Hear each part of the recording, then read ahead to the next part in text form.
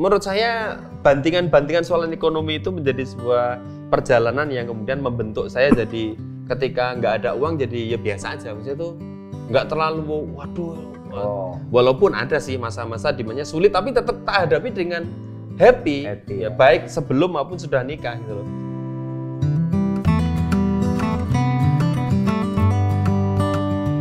Assalamualaikum warahmatullahi wabarakatuh, teman-teman semuanya. Masya Allah, sengaja banget ini kita didudukin di sini nih sama orang-orang kru Yuk Ngaji. Ya, kayaknya untuk memperkeruh suasana. Ya. Padahal kita ini udah sehati sebetulnya, saya sama Mas Cahyo. Sampai hari ini tuh saya tuh nggak janjian bajunya sama. Kaosnya sama, pakai topi, pakai training. Itu nggak ada janjian. Ini membuktikan hati kita udah bersatu. Ini mau dipisahkan sama kru Yuk Ngaji kelihatannya. Ya, bahkan saya itu sebenarnya jenggotnya ya hitam, cuma jalan ke sini jadi beruban biar mirip gitu kan. Ini hari ini membahas apa, Mas? Nggak tahu. Sebenarnya ini benar-benar kita nggak tahu loh. Kita tuh mau diapain tiba-tiba.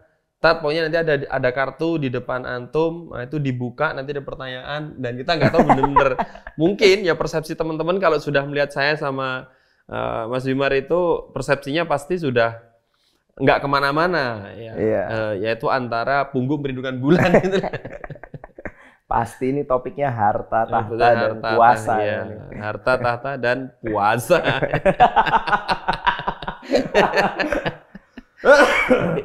Gimana ini jadi kita ambil dibaca.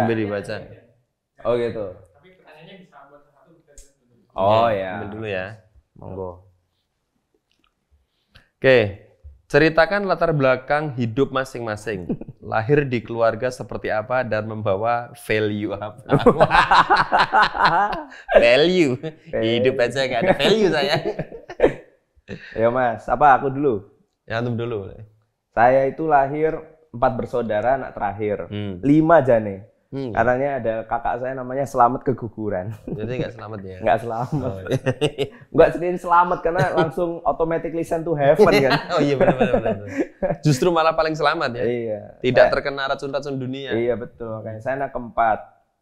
Saya ada di keluarga yang hidup dari usaha. Ibu saya jualan nasi, terus akhirnya berkembang jadi catering. Bapak saya waktu itu awalnya sopir angkot. Angkotnya dijual, nikah sama ibu saya. Terus bisnis apa ya waktu itu ya? Ini jualan minyak tanah. Karena waktu itu kapal-kapal itu masih pakai bahan bakarnya itu masih pakai minyak tanah itu. Wow, berarti langsung juragan minyak dong? Iya, tapi ini bikin apa? Ya kayak SPBU kecil gitu di pinggir pantai gitu. Emang di mana? Kok ada pantai? Tegal kan ada pantainya. Pantai apa? Pantai alam indah yang tidak indah itu. Oh iya. PAI. Nah itu bapak saya usaha itu sama sewa-sewa layos. Karena ibu saya jualan nasi berkembang jadi catering. Biasanya kalau orang pesan catering sambungannya sewa layos, sewa tenda, sewa macam-macam. Ya, saya termindset di kepala saya kalau mau nyari nafkah itu memang usaha. Wah, iya. Oh ya, alhamdulillah sampai sekarang belum pernah kepake itu ijazahnya, nggak tahu di mana. Karena ya kita berpikir bahwa ya apa ya value-nya ya, value-nya itu ya bahwa ketika kita usaha ya dan ternyata nyambung di dalam Islam juga Rasulullah berdagang dan menyampaikan bahwa pintu rezeki itu yang paling banyak ya dari dagang gitu ya. Jadi ya udah mindset saya jadi orang yang suka dagang. Tapi saya itu bukan pedagang masalahnya. Saya dagang terus nggak jadi-jadi. Tapi suka usaha, nggak ada yang jadi. Ya waktu itu pernah bisnis laundry, pernah buka rental PS zaman dulu itu. Gitu? Iya. Nah itu yang dulu yang di mana? Studio? Ya, itu bisnis saya yang masih lumayan bisa membuat jalan itu. Itu pertama kali ketemu Mas Cahyo. Iya. Mas nganter kaos. Ya, itu dagang kaos gitu kan. Saya dagang kajian. Jadi saya dulu punya dvdislami.com. Saya rekam kajian-kajiannya Ustadz terus saya jual-jualin gitu deh. Nah dari situ ternyata jalan Allah untuk memahamin saya tentang Islam. Karena kalau saya jadi tukang syuting itu kan datang pasti paling awal, pulang paling akhir kan. Betul. Sampai rumah bukannya lupa pengajiannya apa, tapi harus diedit. Akhirnya masuk gitu. Sampai studio saya ditutup itu, sampai saya minta tolong Fuad ngelanjutin dan akhirnya hancur di tangan Fuad itu. Itu udah ada sekitar 150-an lah tablik akbar sama kajian-kajian dari ustadz-ustadz yang saya rekam. Dari situlah Kemudian saya jadi terinspirasi. Ketemu Ustadz Felix juga di situ, ketemu Ustadz Fatih Karim di situ. Jadi jalannya memang lewat situ. Gitu kira-kira. Itu kalau dari saya latar belakang. Saya ya. Saya latar belakangnya. Latar belakang itu memang terbelakang saya. Lahirnya aku nggak enak banget ya di sini ya. Lahirnya di latar. Jadi saya tuh lahir di keluarga petani. Lahirnya unik. Jadi saya dikasih tahu itu ibu saya tuh pas hamil di dalam rumah kakek dan nenek saya itu di luar sedang ya garap, bukan sawah, kalau di Gunung Kidul itu apa ya? Ya kayak panen kacang itu kan bukan tanah yang subur lah gitu ya. Palawija gitu loh. Yang kalau panen paling cuma setahun 2 kali pas musim hujan gitu ya. Itu. Nah, lahirnya saya itu kakek nenek saya tuh pas lagi meladang lah gitu. Bukan menyawah ya. Nah, ibu saya di rumah itu lahir, jadi nggak pakai bidan. Lahir aja. Dan suatu ketika saya tuh otodidak berarti ya lahirnya. Jadi jatuh saya. Hah? Jatuh. Pas lahiran itu? Iya, jadi pas pas ibu saya melahirkan itu katanya di atas dipan gitu, terus sempet kayak saya tuh kayak jatuh gitu. Nah itu mungkin kalau ada dokter kan kalau nggak nangis gini kan biar nangis kan. Iya. Saya nggak perlu. saya banting diri aja. Saya banting diri aja gitu loh. Itu nangis, akunya kan kedengeran loh. Iya. Udah gitu aja lahirnya. Jadi aku itu otodidak gitu loh lahirnya itu. Bahkan nggak ngerepotin sama sekali. Nggak ngerepotin sama sekali. Biasa. Ya, habis itu ibu saya itu dulu sempat jadi PRT. Rumah tangga di Jogja. Terus saya akhirnya diasuh sama ART lah kalau sebutannya. ART, asisten. Kepanjangannya Art of Dakwah. Out of tetangga. Habis itu terus saya dirawat oleh kakek nenek saya. Nah, maka bentukan hidup saya itu sebenarnya lebih banyak oleh kakek nenek. Nah, kakek itu keras banget. Habis itu kakek meninggal sama Abu Thalib, habis itu nggak ya? Abu Jahal itu tepatnya. Nah, habis itu sama kakek nenek itu sampai SMP. Nah, jadi bentukan yang paling kuat itu menurut saya di situ soalan disiplin dalam belajar. Cuman sampai sekarang saya malah nggak disiplin karena mungkin terlalu tertekan gitu loh. Jadi kalau nggak juara 1, habis saya. Gitu. Betul. Kalau nggak juara 1 di rapot kan ada nilai itu. Habis oleh kakek saya. Jadi boleh main itu kalau hanya hari Minggu. Ranking 2 gitu dimarahin? Ranking 2 itu bukan dimarahin tapi ya naik pitam lah kira-kira. Luar biasa. Jadi rapot saya itu dari kelas 1 sampai kelas SD sampai SMP itu mentok itu ranking 2 aja gitu loh. Mentok gitu loh. Selebihnya ranking 1. Makanya mbah saya itu bangga banget karena sejak kelas 4 SD sampai kelas 2 SMP dia nggak ngeluarin biaya sama sekali. Karena ada biaya prestasi. Itu ketika itu sebulan itu dapat 400.000 saat itu. Kayaknya naik pitamnya lebih karena biaya ya. Bukan karena prestasi ya. Iya. Saya masih ingat kalau ngambil beasiswa itu di dekat pojok beteng Jogja itu. Jogja gitu. Lengkungan itulah. Itu di situlah. Nah, itu jadi bentukan saya itu memang di alam yang keras lah kira-kira. Wah.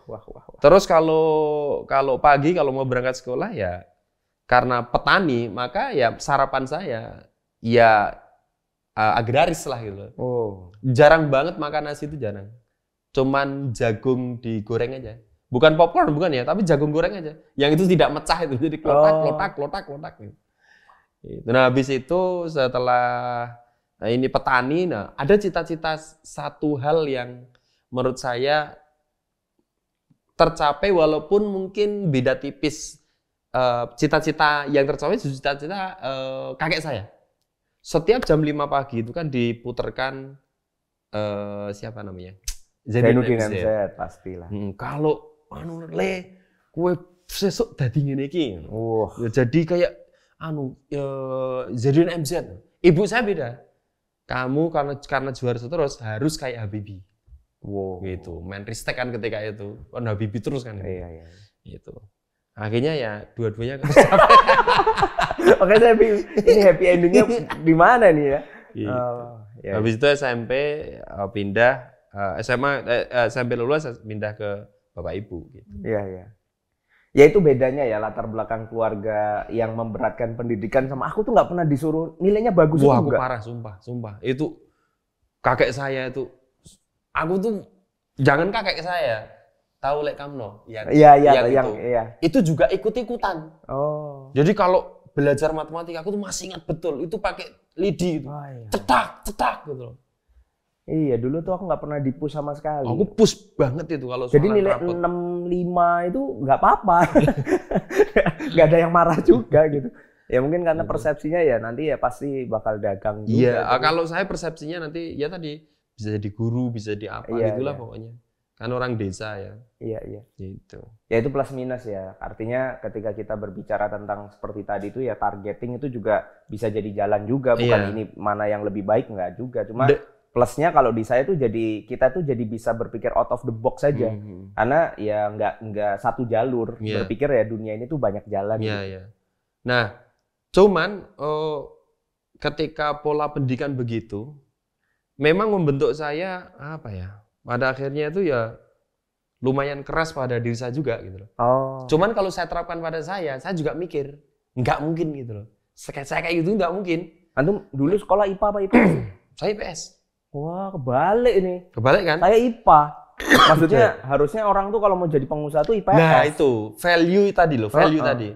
Jadi dari SD, SMP itu ternyata katakanlah ya dalam tanda meletik dalam bahasa Jawa itu pinter lah gitu ya, rankingnya lumayan.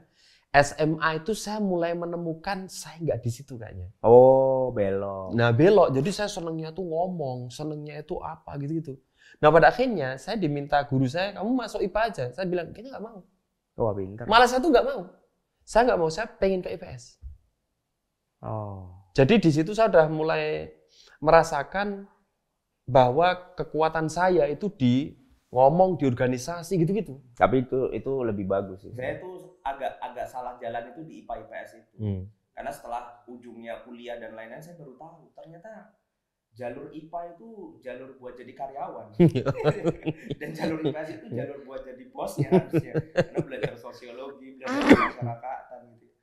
Karena kan kalau IPA itu kan jurusannya sangat profesional ya, mau jadi dokter, mau jadi arsitek, mau jadi apa yang ujung-ujungnya harus kerja biasanya ya sama orang. Jadi secara tadi ya background pedagang, ini petani. Iya. Ya berarti ini Mekah, ini Medina. Oh iya. Aku ya kafir kures ya. Enggak. Aku Ansor bro. Iya. Oke, berikutnya. Kita lihat lagi. Ceritakan kondisi tersulit. Soal harta yang pernah dalam selama ini Mas Cahyo lama loh ceritanya.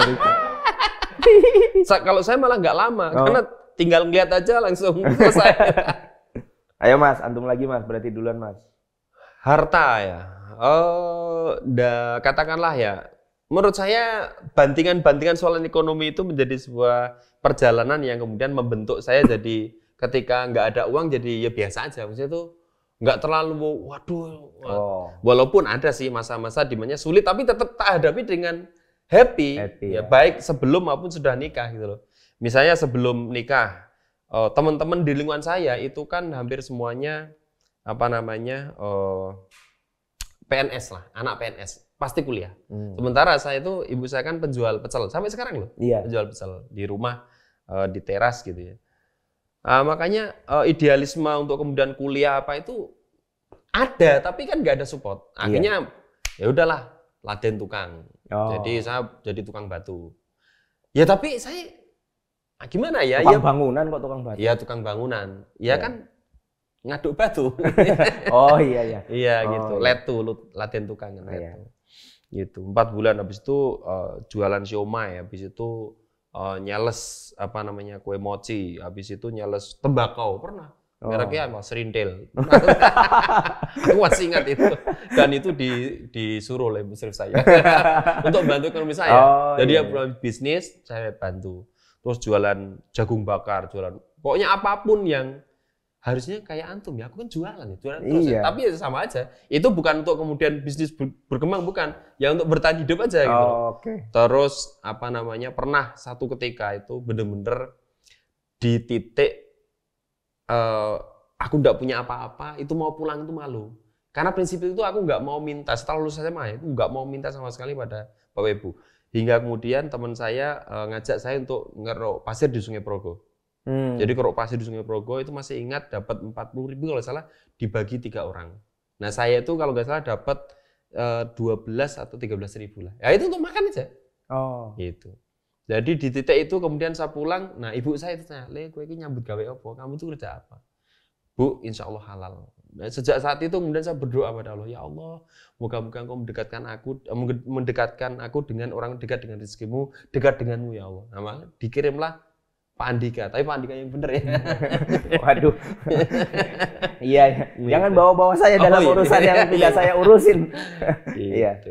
Udah setelah itu mulai bekerja, apapun kerjaannya kalau saya tuh tak lakukan gitu. Iya. Dari OB, tidur di kantor, apa akhirnya naik-naik. Nah, pas nikah ada momentum. Bagaimana ketika pernikahan saya, biayanya saya cuma bisa segini, tapi alhamdulillah mertua juga it's okay, nggak masalah. Hingga satu titik, nah ini titik yang paling bagi saya sama-sama istri saya itu kalau cerita itu ya luar biasa. Jadi ngontrak cuman 1 kotak 400.000, gaji saya itu 200.000, take home pay, gaji saya itu 250, take home pay-nya pokoknya tunjangan segala macam sekitar 500-an lah. Wah, sisa 100.000 per bulan. Per bulan. Itu masih harus listrik, harus segala macam. Makanya cuma bisa ngontrak, itu pun ngontrak di salah satu temen, itu juga minta keringanan gitu ya. Akhirnya itu atapnya itu pernah suatu ketika ambrol. Wow. Kotak itu? Saya kotak. Lalu antum gimana? Untung saya dari istri saya pas keluar. Jadi pas ketika sampai rumah, Allahu Akbar, itu kasur apa segala macam. Kan cuma satu ruangan tak sekat jadi 2. Ini dapur, ini kasur gitu. Jadi nggak menerima tamu. Ya bukan karena kita spesial ya, karena nggak ada ruangan di situ. Berarti kalau menerima tamu hitungannya mau hidup bersama ya? Hidup bersama, iya.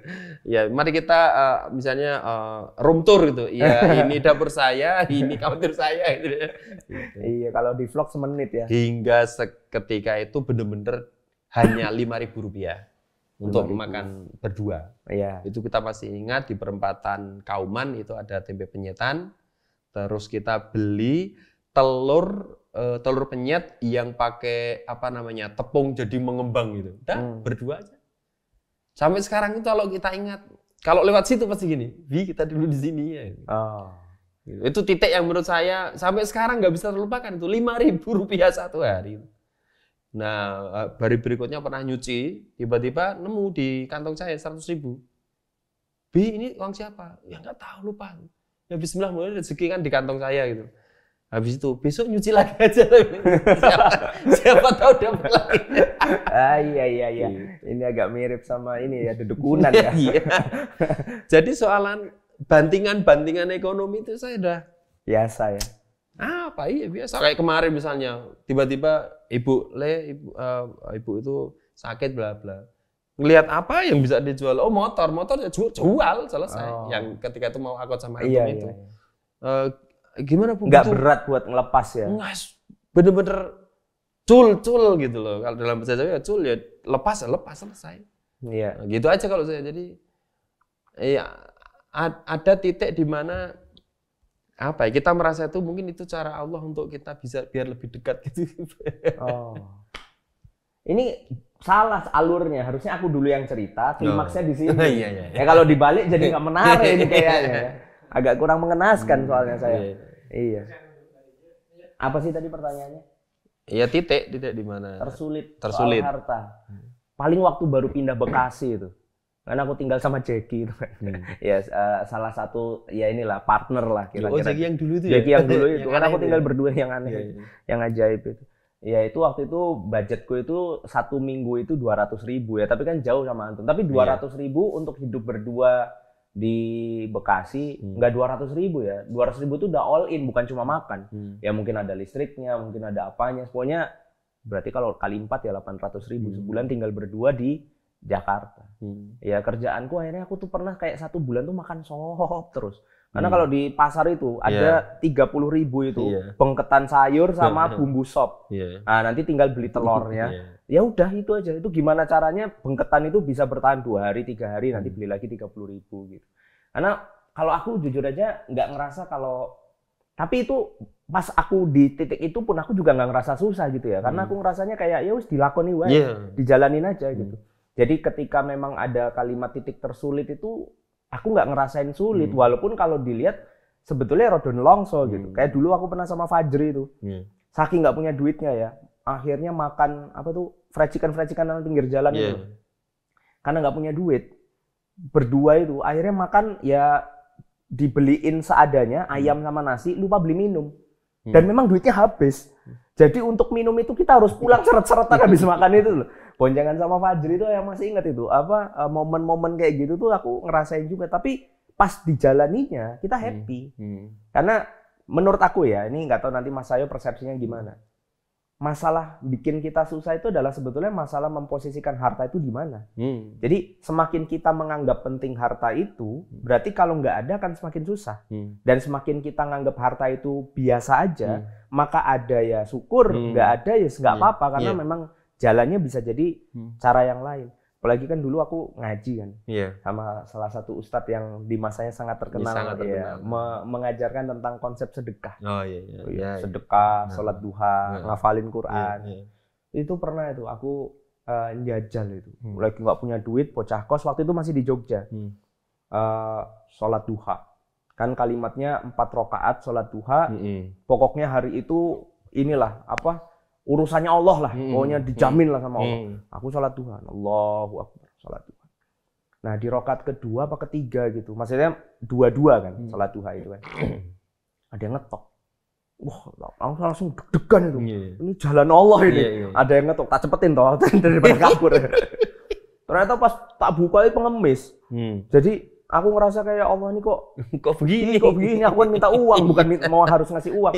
Tapi kata Ustadz itu sinyal.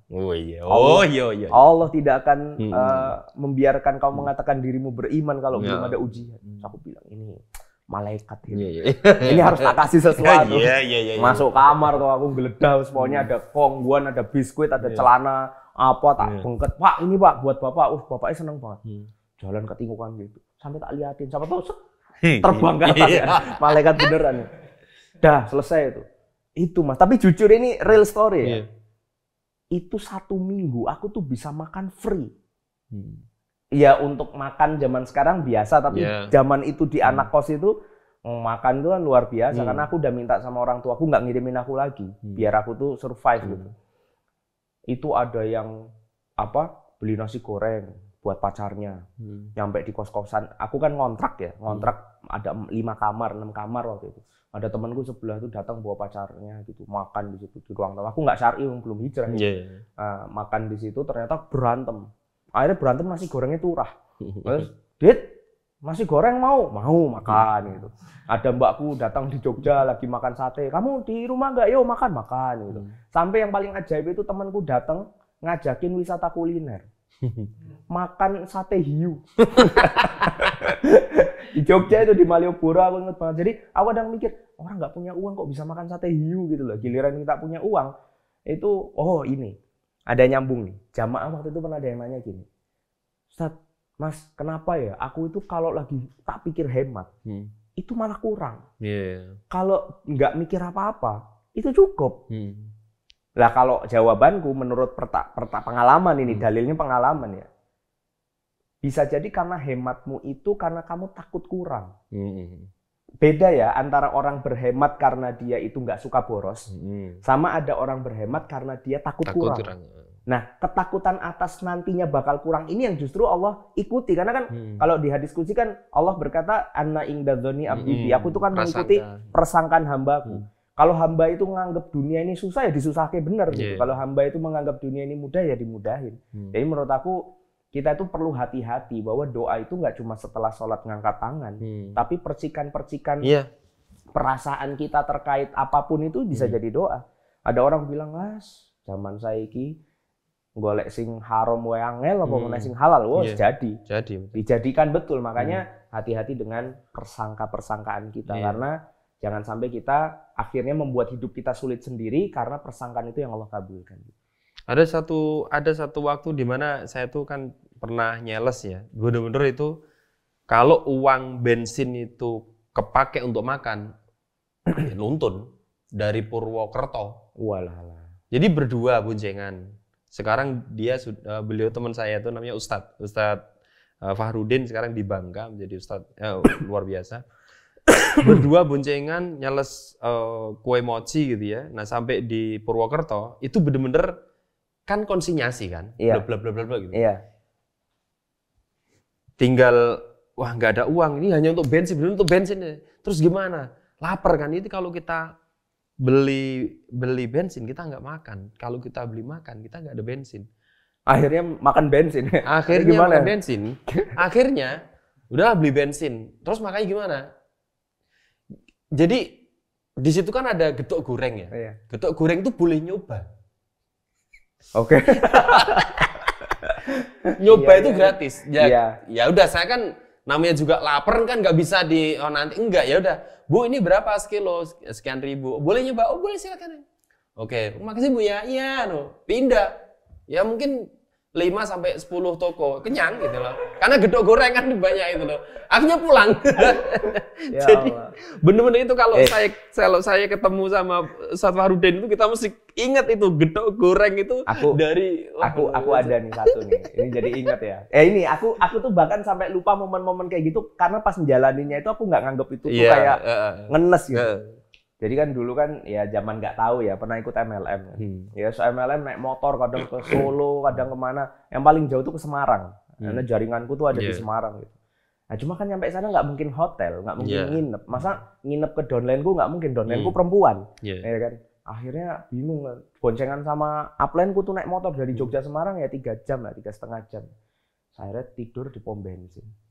Akhirnya disamperin preman. malah dipalain ya kan. Akhirnya pindah daripada tidur di pom bensin. Aku masih ingat waktu itu tidur di rumah sakit apa di Semarang tuh Karyadi ya. Apa rumah sakit apa? Enggak ada rumah sakit Karyadi. Jadi masuk ke rumah sakit itu ya tidur di emperan depan bangsal itu. Jadi kayak orang nemenin pasien tapi nggak punya kasur itu. Ya harus tidur di situ karena gimana opsinya kalau di pinggir jalan nanti dipalain lagi kan. Nah itu cerita-cerita lucu tuh kayak gitu tuh menurut aku itu justru yang menjadikan kita itu akhirnya bisa memahami banyak hal sampai sekarang ya. Tapi giliran ada banyak orang yang nggak pernah mau nyoba, ini terlepas dari waktu itu aku nggak tahu halal haram ya. Banyak orang yang membatasi diri untuk mencoba sesuatu. Ya tentunya ke depan kita harus tahu bahwa mencoba itu harus dipastikan ini boleh secara syariat. Tetapi pengalaman-pengalaman kayak gitu tuh justru buahnya tuh banyak sekali. Membuat kita tough, membuat kita itu ya tadi kayak Mas Cahyo misalkan lagi butuh apa motor dijual, kita itu jadi nggak ngerasa terikat dengan harta karena ya buat kita ya harta itu ya tadinya juga nggak ada, jadi kalau misalkan dibutuhkan untuk nggak ada, ya itu memang harus jadi jalannya ya jadi jalannya gitu. Ya intinya tadi sepakat memposisikan harta dengan posisi yang tepat itu bagi saya adalah salah satu jalan ketenangan. Soalan kondisi ekonomi baik ada maupun tidak ada harta. Iya, gitu. Oke, lanjut.